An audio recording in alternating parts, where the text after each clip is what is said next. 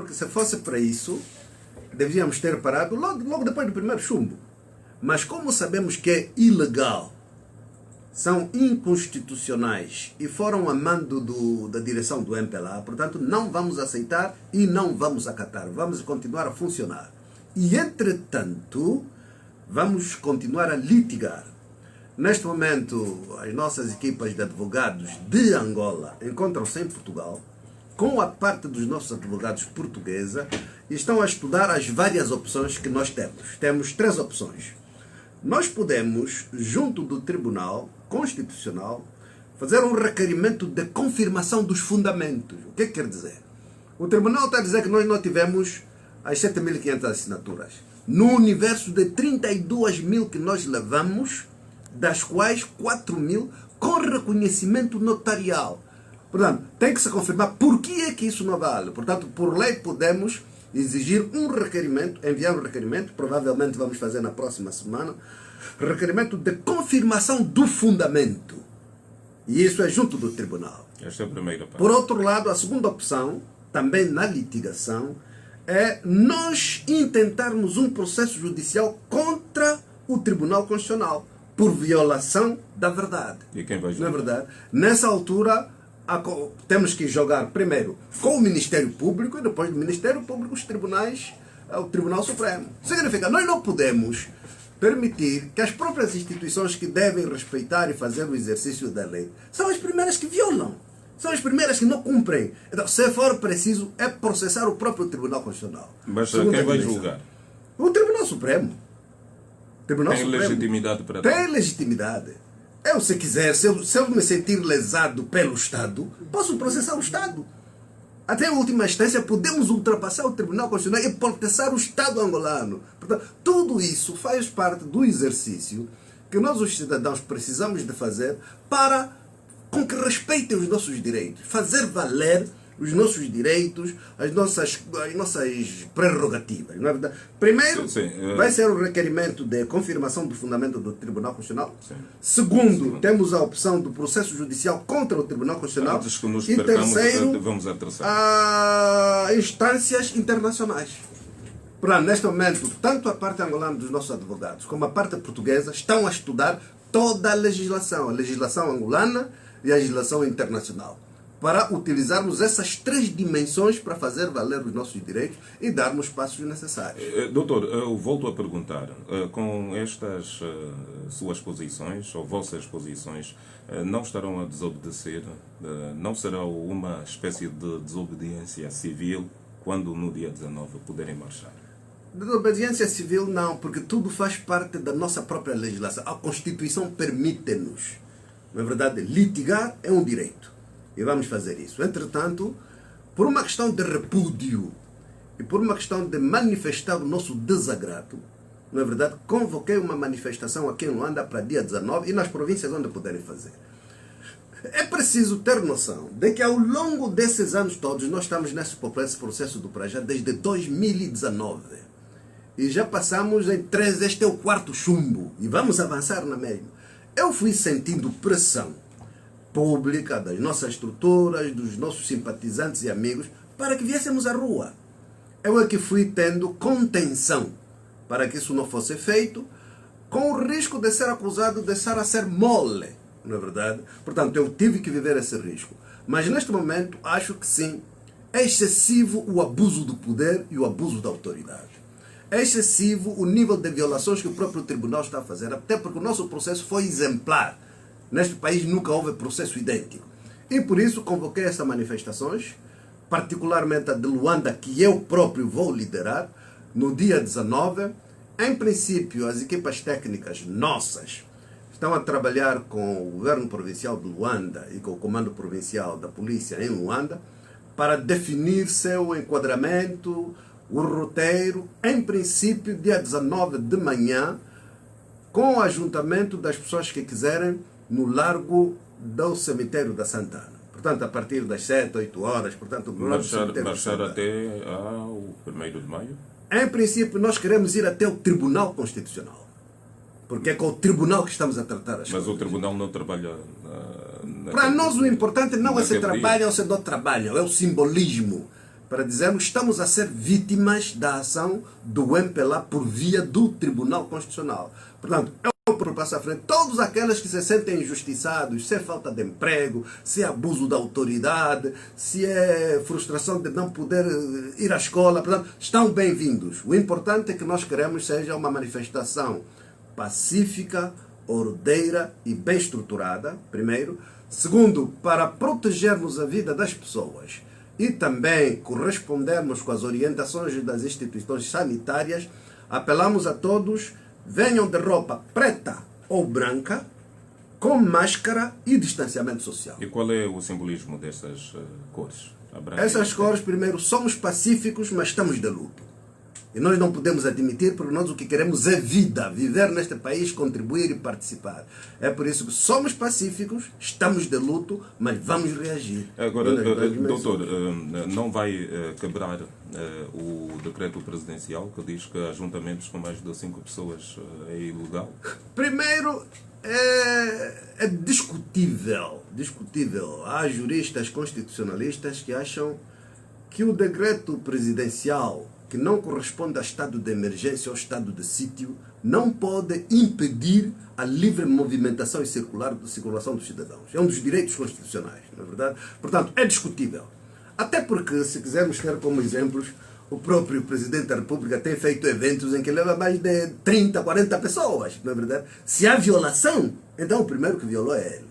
Não é verdade? Mas nós não queremos saber se é violação ou não violação, nós queremos simplesmente exercer o nosso direito, as nossas prerrogativas constitucionais, para fazer valer o nosso repúdio e a nossa insatisfação perante as posições que o Tribunal vai tomando. Doutor Abel, fala sempre do MPLA, aponta sempre o seu dedo da mão direita acusatório ao MPLA por causa desta situação por que está a passar. Tem provas de que é o MPLA que está por detrás de tudo? Primeiro, todas as pessoas atentas acompanharam uma evidência singular. Eu depois vou fazer, do ponto de vista de análise do sistema político angolano, que é autoritário, ou começa a ser autoritário. Mas houve uma evidência. Em setembro de 2019, circulou nas redes sociais uma nota de orientação a partir do presidente do Tribunal Supremo para o presidente do Tribunal Constitucional. E tenho aqui a nota, e diz o seguinte: orientação sobre o dossiê Abel Chivucovuco, direcionada ao senhor Dr. Manuel Miguel da Costa Aragão. Respeitosos cumprimentos. Por me ter sido superiormente incumbido de o fazer, no âmbito da não proliferação de partidos políticos no país, defendido pelo BP, Bureau Político, do partido maioritário, cumpre-me informar Vossa Excelência e recordar o segundo. Primeiro, graças à colaboração e compreensão dos distintos líderes dos partidos políticos integrantes da Casa CE, entre parênteses, Convergência Ampla de Salvação de Angola, Coligação Eleitoral, foi possível inviabilizar a pretensão do Dr. Abel Chivucovuco em transformar a referida coligação em partido político. Isso aconteceu. Número 2.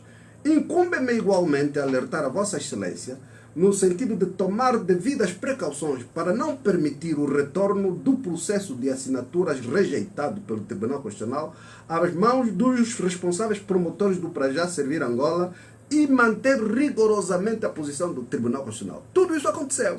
Na primeira fase, portanto, quem assina? Sem mais, reiteramos os nossos cumprimentos. Gabinete do Juiz, Conselheiro, Presidente do Tribunal Supremo em Luanda, aos 7 de setembro de 2019. O Juiz-Presidente Rui Ferreira. E eu tenho conhecimento que os serviços de investigação criminal, na verdade, fizeram uma aturada investigação e pesquisa sobre a veracidade deste documento. O Tribunal Constitucional e o Tribunal Supremo não quiseram colaborar, não entregaram a versão original, e o SIC teve que trabalhar com a versão que circulou nas redes sociais e confirmaram que é verídico, é verdadeiro. Na verdade, portanto, estão aqui os fatos, as evidências. E tudo isso aconteceu. Quando nós mandamos a primeira fase das 22 mil assinaturas, das quais rejeitaram 19 mil, nós solicitamos ao Tribunal Constitucional: sim, senhor, se afinal as 19 mil não estão bem, devolvam-nas. São nossas. Não o fizeram? Não aceitaram. Não aceitaram, porque tinham que cumprir essa orientação, não retornar, não podiam retornar, porque estavam bem, como é que iam retornar? E nós fizemos até outra proposta. O senhor tem canais privilegiados e poderia confrontar o MPLA, por exemplo, se este documento é verídico. Significa... E neste país, quando o presidente João Lourenço tomou posse, o senhor foi um dos primeiros políticos a ser recebido. Não, eu tive vários encontros na condição do presidente da Casa Sé. Na condição do presidente da Casa Sé, fui recebido várias vezes na condição de cidadão e discutimos várias vezes essas coisas. E por que não discutiu com profundidade em relação a isso? Discutimos várias vezes essas coisas, não é verdade? Mas eu compreendo, qual é a solução? Compreendo dois fenômenos. Sim. Em primeiro lugar, a natureza e do próprio sistema político angolano do ponto de vista constitucional. Nós estamos a viver um país ainda em transição para a democracia e, infelizmente, o regime e o sistema político estão a viver está a ficar cada vez mais autoritário. Neste país, o nosso sistema político estabelece o princípio de que só uma figura política é relevante. Por causa da Constituição que temos, que concentrou do ponto de vista hiperbólico todas as funções numa só pessoa. Eu volto e a essa perguntar, figura... por que não questionou o Presidente da República em relação a estas situações? Significa, eu conversei sobre isso com várias entidades. E na maioria das vezes procuraram ser ambíguas, porque têm a noção de que foram elas próprias que ordenaram para que o tribunal chumbasse, desde o princípio. Então, se tem noção disso, por que não denunciou mais cedo? Nós sempre denunciamos, desde o primeiro momento que nós estamos a dizer que isto são ordens do MPLA, não é o tribunal. São ordens da direção do MPLA. Não é verdade? E ficou confirmado com a circulação deste documento. É o Bureau Político que orientou. E o Bureau Político tem um presidente. Chama-se João Lourenço, também presidente da República. Obviamente. Que esteve consigo. Até porque, neste momento, essa figura, primeiro, é o líder do partido maioritário. E através desta alavanca de poder, como eles estão estruturados em comitês de especialidade, tem comitês de especialidade nos tribunais, nos juízes, nos economistas, nos sociólogos, nos engenheiros, e através desse sistema conseguem orientar o que pretendem dos mecanismos da sociedade. Número dois, mesmo também na qualidade de líder do maior partido, na verdade, tem a autoridade de determinar a agenda da Assembleia Nacional. Na Assembleia Nacional, o que o MPLA não quiser não passa, nem sequer para ser agenda. Tantas vezes os partidos da oposição propuseram elementos para a agenda. Se o partido maioritário não quiser, não passa. O que significa? Essa figura, que é o líder do partido maioritário, tem autoridade sobre a máquina da sociedade através dos comitês de especialidade e controla o parlamento. A mesma figura é chefe do Estado. E como chefe do Estado, é ele que indica o Procurador-Geral da República, indica os juízes do Supremo, indica os juízes do Constitucional, indica tudo. Não é verdade? E a partir daí obtém lealdades e cumprimento das orientações. A mesma figura é titular do Poder Executivo, controla o governo. Até porque, neste momento, não existe governo. Existe titular do Poder Executivo e os pequenos auxiliares, como se fossem contínuos, que tem que só servir. E por último, é comandante em chefe. As Forças Armadas, a polícia, os serviços de segurança, tudo depende da mesma figura. Não é verdade? Que ao exercer esses poderes, determina a agenda nacional a todos os níveis. O doutor disse que isso configura uma tendência de ditadura. Isto prova exatamente... Eu não disse ditadura, porque nós somos um país legalmente aberto, de jure, uma democracia, mas na prática nós não somos ainda uma democracia. Somos um país em transição, porque dos vários atributos de uma democracia, nem todos estão presentes. Basta ver como é que está a recuar a questão da comunicação social. Pergunta lá se na TPA palavras do Abel Chivucovuco passam. Perguntem. Perguntem se na Rádio Nacional palavras do Abel Chivucovuco passam. Perguntem se a TPA foi assistir à conferência de imprensa que nós fizemos. Houve recuo. E esse recuo vai ser crescente à medida que nos formos aproximando das eleições gerais. Porque o MPLA tem medo do estado de opinião da população, dos eleitores. É esse MPLA que tem medo das autárquicas, recuou. É esse MPLA que tem medo do pra já, até o para já não conseguem legalizar, na verdade, impedem, é impedimento. E até porque vivemos um outro síndrome. Com a capa da luta contra a impunidade, hoje os dirigentes do MPLA são os que têm mais medo deste país. Estão completamente aterrorizados. Já vamos falar sobre a corrupção. Mas voltando a si, tem consciência de que em 4 anos não pode constituir outro partido. Mas também falou de uma alternativa. Em princípio, como já disse, nós vamos continuar a litigar para tentar nos fazer valer a possibilidade da existência do para já. Não vamos aceitar, não vamos acatar, vamos continuar a existir e a funcionar, vamos nos manifestar, mas ao mesmo tempo vamos aprofundar o processo de estruturação de alternativas, que já está em curso. Já está em curso, na verdade. É verdade e as alternativas são várias. É verdade que vai se coligar com outras forças políticas para que de maneira firme sigam para as eleições. As eleições gerais serão em 2022. Então, temos bastante tempo. Temos 2021. Se quisermos fazer mais um partido político, ainda fazemos em 2021. Na verdade, eu já provei, mesmo se forem 3 meses, faz-se. Consigo na liderança? Obviamente, porque está proibido pelo... Não está proibido, não é verdade. Não está proibido. A única coisa que não posso fazer é ser membro de uma comissão instaladora. Só. É preciso conhecer e ler, estudar a legislação. Só não posso ser titular de uma comissão instaladora. Até porque eu já fui líder, na verdade, em Angola. Já participei em várias forças políticas e nunca fui parte de uma comissão instaladora. Com para já, é a primeira vez que eu fui parte de uma comissão instaladora. E se eu quiser, vou aí na rua, apanho 7 pessoas, fazem uma comissão instaladora. Qual é o problema? Eu organizo as assinaturas, organizo tudo. Qual é o problema? Pode formar outro partido? Posso. Por que não? Só não posso ser titular, só não posso ser membro da comissão instaladora. Só. Garante isso aos nossos microfones? Absolutamente. Do ponto de vista legal, eu posso potenciar, posso mobilizar um grupo de entre 7 a 21 pessoas que formam um partido. Requerem comissão instaladora, eu financio organizar as assinaturas, etc, etc. Metem, são legalizados e acabou. E depois? Aparece como... E depois vão para o Congresso e eu fico líder. Qual é o problema?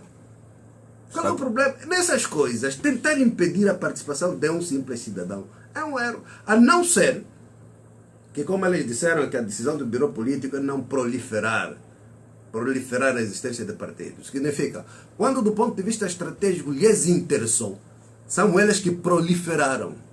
Em 1992, quando houve a abertura, o MPLA tinha tanto medo da UNITA, que fomentou o surgimento de partidos, até dava, o MPLA financiava com $50 mil, do ponto de vista legal, as comissões instaladoras.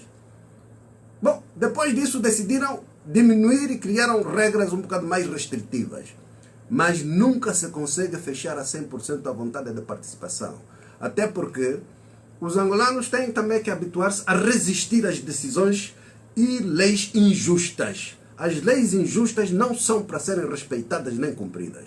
É preciso resistir a isso, na verdade. Portanto, o problema que estamos a assistir também hoje é que o medo na sociedade aumenta. Mas, particularmente, houve aquilo que o José Eduardo Agualusa chama que é como é que diria? A transformação do medo. No passado, os dirigentes do MPLA eram mais livres e o povo tinha mais medo. Hoje o povo não tem medo, os jovens não têm medo, e eu apelo para que não tenham medo, não é verdade? E por outro lado, os dirigentes do MPLA são os que mais têm medo. Por causa dos fatores de luta interna que existem no MPLA. E porque o modelo autoritário vai fazendo com que as pessoas têm medo de que a qualquer momento o SIC ou a PGR entre pelas casas deles adentro. Mas esses são os dirigentes do próprio MPLA, do governo. Eu perguntava sobre autoritarismo, voltou a falar sobre o Estado autoritário que eventualmente esteja a acontecer no nosso país. Estamos a progredir outra vez para autoritarismo e sobretudo porque a concentração de poderes E o medo de perder esses poderes faz com que as ações desse poder visem cimentar a autoridade, potenciar a autoridade de uma pessoa, utilizando a retórica e a legitimidade jurídica de lutar contra a impunidade, não é verdade? Mas que essa impunidade também, a luta contra a impunidade também é feita de forma seletiva. Podemos ir ver quer dizer, do ponto de vista gestão do país, durante a última década, tecnicamente a máquina toda da governação, não é verdade, fazia parte dos mecanismos que sugaram os dinheiros do Estado, roubaram. Não é bem corrupção, foi roubo. Porque o que é corrupção? Corrupção é quando um cidadão precisa de ir numa instituição pública para obter um determinado documento. Não consegue obter com facilidade, corrompe o funcionário, dá dinheiro ao funcionário e recebe o documento. O que nós tivemos não é isso. O que nós tivemos é roubo desenfreado, não é verdade? Por parte daqueles que estavam nos órgãos de gestão dos recursos do país. E foi o governo do MPLA, a todos os níveis. Não digo que todos, mas a maioria. De formas diferentes, talvez uns diretamente, outros como beneficiários. E agora vamos entrar para este tema. O país real, como é que olha para ele? Com estas denúncias todas, principalmente sobre a corrupção, de que se referia há pouco, mas principalmente a estrutura do poder, como é que está? Ontem começou mais um julgamento, temos notícias quase diárias de atos que não tenham sido tão bons assim, tão lícitos e tão transparentes. E vemos isto na televisão pública. Como é que olha para o país real? Nesta vertente política. O nosso sistema constitucional cria um problema de afirmação de quem detém o poder. Por quê? Porque em Angola, quem ganha as eleições presidenciais não faz campanha pessoal. Está nas listas partidárias dos partidos, do partido que ganha. O que tecnicamente significa que quem ganha é o partido, não é a pessoa. Não é verdade? E a pessoa é simplesmente alguém que foi colocado como cabeça de lista. O que é que surge nessas circunstâncias? Depois de ganhar, esta pessoa fica refém do partido ou tem que encontrar mecanismos para se desfazer, ganhar autoridade e ganhar legitimidade. Porque a partida não tem. A legitimidade e a autoridade é do partido. Não é verdade? Que lhe colocou nas listas. Isso faz com que... Hoje estamos a ver isso? Significa, foi assim. Na verdade, o atual presidente, no ano de 2017 e 2018, teve essa luta. Até porque queria se avançar pela bipolarização, né? Bicefalia. Como se dizia, ele teve que lutar com outras coisas. Havia um presidente exatamente, um presidente do partido. Na verdade, teve que lutar com essas coisas, contra essas coisas. E isso depois levou a que tivesse que ganhar autoridade e legitimidade. É verdade que é positivo que o atual presidente esteja a fazer a luta contra a impunidade. Mas também é um fato de que a luta contra a impunidade está a ser utilizada para aterrorizar os membros do MPLA, na luta de um grupo contra o outro grupo. Na verdade, porque o MPLA tem um bocado dessa tradição de luta entre grupos. O 27 de maio foi assim. Luta de um grupo contra o outro grupo. E agora também é a mesma coisa, luta de um grupo contra outro grupo. Que grupos existem? Não é verdade? E é por isso que se for a ver... existem hoje, doutor? Isso, em todas as organizações políticas existe isso. Até porque o pluralismo tem que ser mesmo assim, não é verdade? E, obviamente, mesmo quando formos a ver a telenovela do banquete, é notório que, não é verdade, que existe um direcionamento para determinadas figuras. Enquanto que outras figuras que talvez lesaram igual ou muito mais, estão poupadas. Na verdade, é visível. Não me interessa citar os nomes, a sociedade sabe, toda a gente sabe, não é verdade? Portanto, e o que é que isso fez? Isso fez com que, de um lado, aterrorizou os do MPLA, porque eles próprios sabem que todos tocaram, ninguém sabe para quando é que chega o meu dia, quando é que não chega, então tem que ser disciplinados, ninguém fala, ninguém abre o bico, não é verdade? Tem que ser caladinhos. E hoje há quase terror dentro do MPLA, não é verdade? Portanto, e isso faz com que o país está a voltar para o autoritarismo, quando deveríamos estar a evoluir para reformas e para maior abertura. Porque, no fundo, há que reconhecer, Todos nós tivemos muita esperança quando o presidente João Lourenço assumiu as rédeas Mas do país. quando o João Tivemos. Lourenço tomou posse, disse que seria reformista. Mas é reformista? Pergunto-lhe. É reformista? Pergunto-lhe. Eu, para mim, se de facto ele quisesse provar ao país que é reformista, começava pela reforma constitucional. Começava pela reforma do modelo de Estado. Não é verdade? Começava pela reforma da mentalidade de governação e serviço público. Está a fazer um bocadinho nessa parte de mentalidade de governação e serviço público, com essa luta contra a impunidade. Mas a reforma do Estado, a reforma constitucional, não é verdade? Portanto, há um certo leque de coisas, até porque os próprios elementos de uma democracia que implicam pluralismo, hoje na comunicação social do Estado, recuou-se. Portanto, há pequenas coisas que precisamos de discutir profundamente, até porque eu acho que este episódio do Pra Já só está a manchar a imagem do MPLA.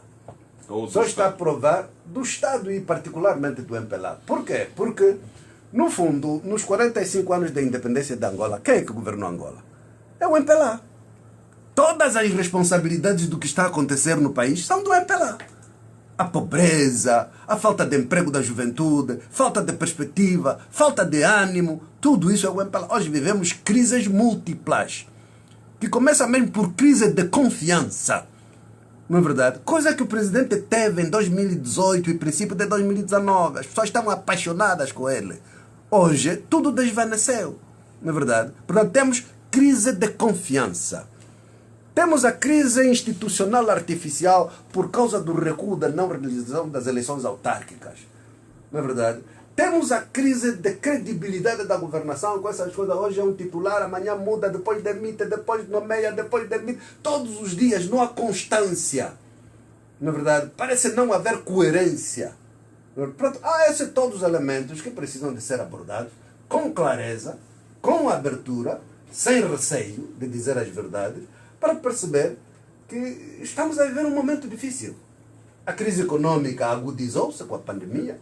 Não acredito que possamos recuar nos próximos tempos. Talvez a vacina do Covid nos ajude a estabilizar sobre o a país. situação social falaremos daqui a pouco. Talvez nos ajude. Sim, sobre a situação social falaremos daqui a pouco.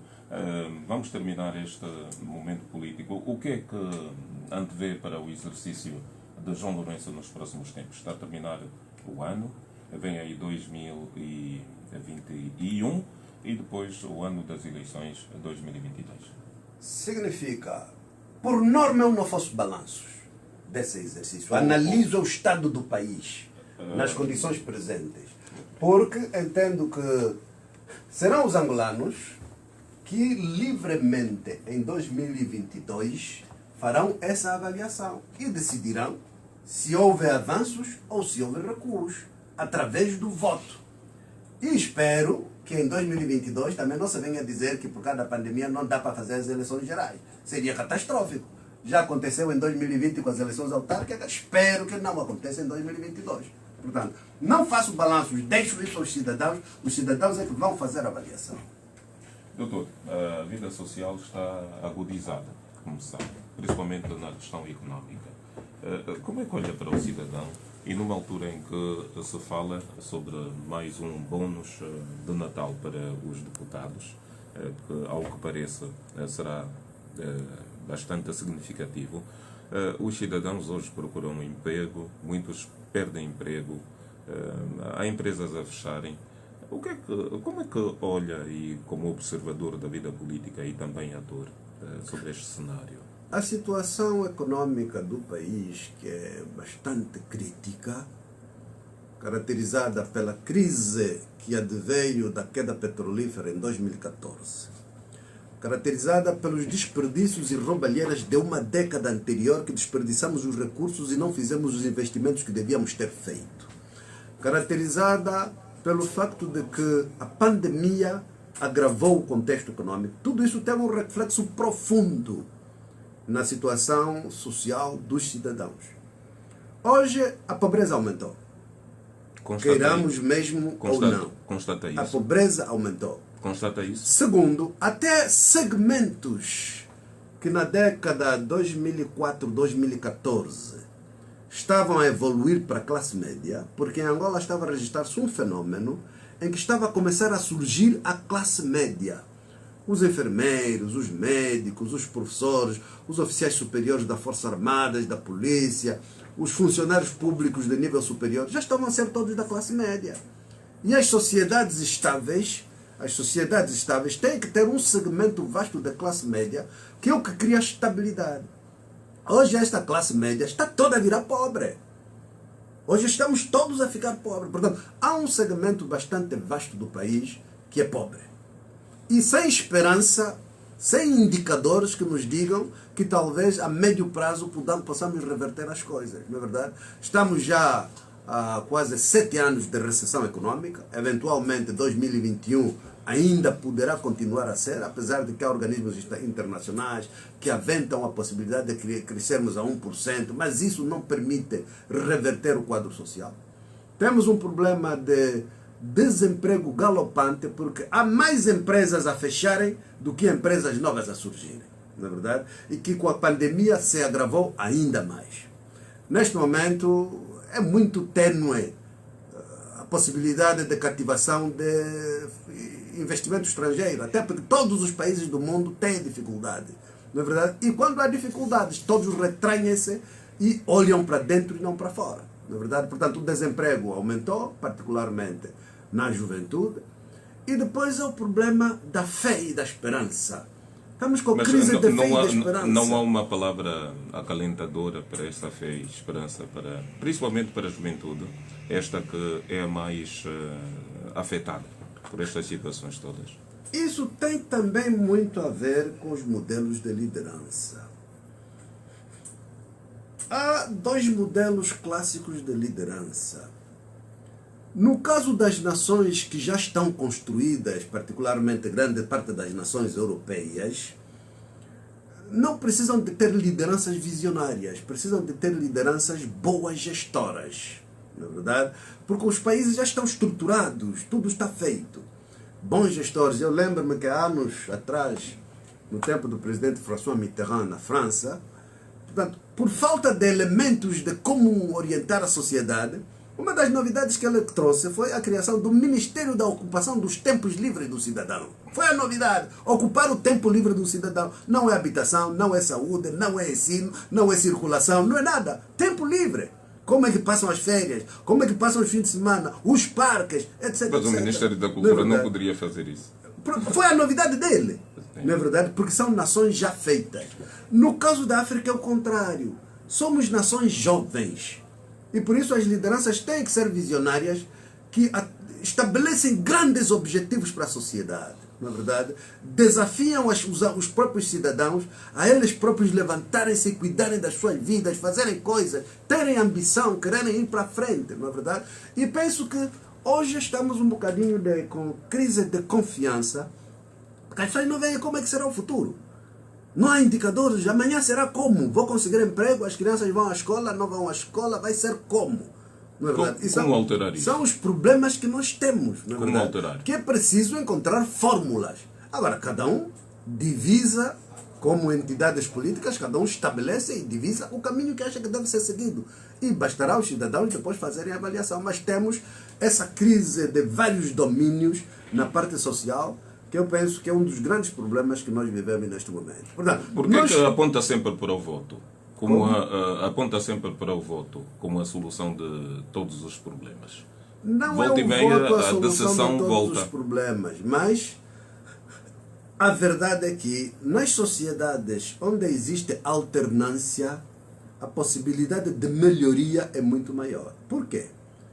Porque quando só está um partido, esse partido convence-se que são os únicos, não fazem o esforço e o trabalho necessário, não é verdade? E até porque há 2 modelos de exercício do poder político. Se é o exercício do poder político como um fim em si, ou se é o modelo de exercício político como uma plataforma para realizar uma obra. São coisas completamente diferentes, não é verdade? Mas quando há alternâncias, entra um poder, tenta fazer o melhor. Sai, vem outro, esse outro procura fazer melhor do que aquele que saiu. E quem sai, quando voltar, já não vai repetir os erros do passado. É por isso que a democracia é um fator de progresso, de evolução. Porque a estagnação não permite fazer evolução, não permite criatividade, não permite inovação, não é verdade?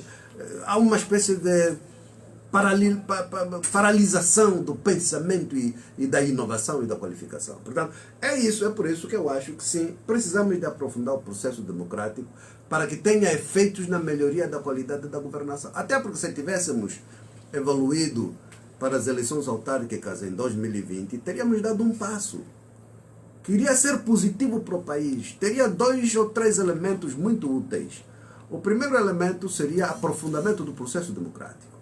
Porque a partir dali já não haveria indicação de administradores municipais, mas seriam os próprios cidadãos a escolher os seus presidentes das câmaras municipais, com assembleias municipais, com o cidadão a determinar o programa do seu município, avaliar a gestão do seu município, não é verdade?